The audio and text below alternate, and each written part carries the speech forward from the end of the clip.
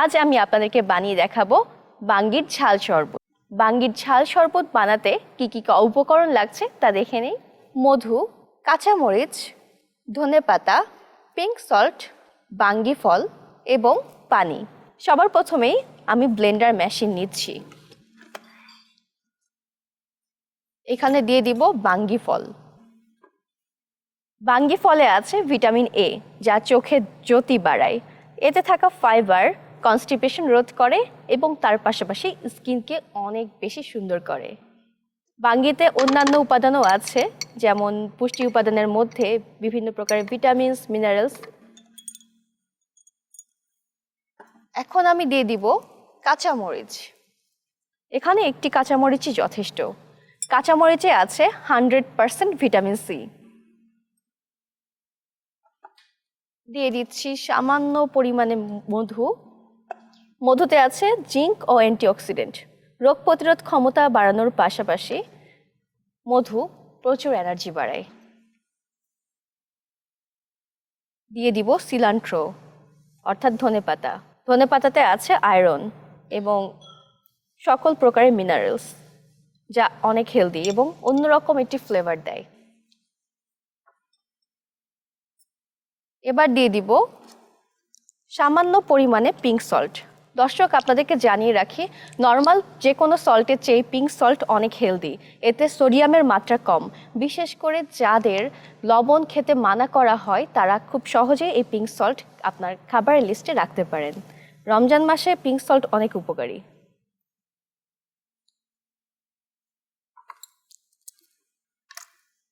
এখন আমি দিয়ে দিব 1 গ্লাস পরিমাণে ঠান্ডা পানি।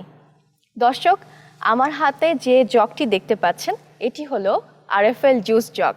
এটি 100% ফুড গ্রেড ম্যাটেরিয়াল দিয়ে তৈরি এবং সম্পূর্ণ বিপিএ ফ্রি হওয়ায় খুব সহজেই আপনি গরম পানি, ঠান্ডা পানি অথবা জুস এই জগে সংরক্ষণ করতে পারবেন এবং এই জগ পরিষ্কার করতে অনেক সহজ।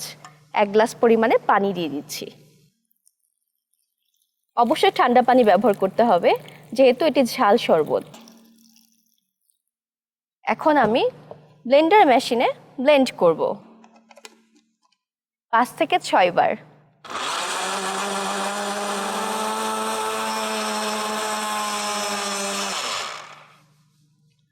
দর্শক, আমার ব্লেন্ড করা হয়ে গেছে। এখন একটি গ্লাস নিয়ে নিচ্ছি।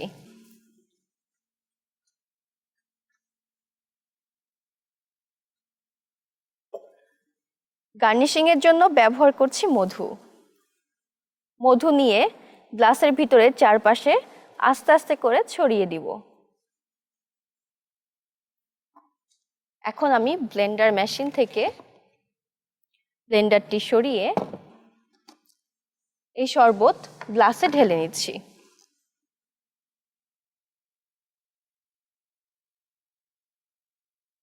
শরবতটি গার্নিশিং এর জন্য দিয়ে দিব একটু পুদিনা পাতা।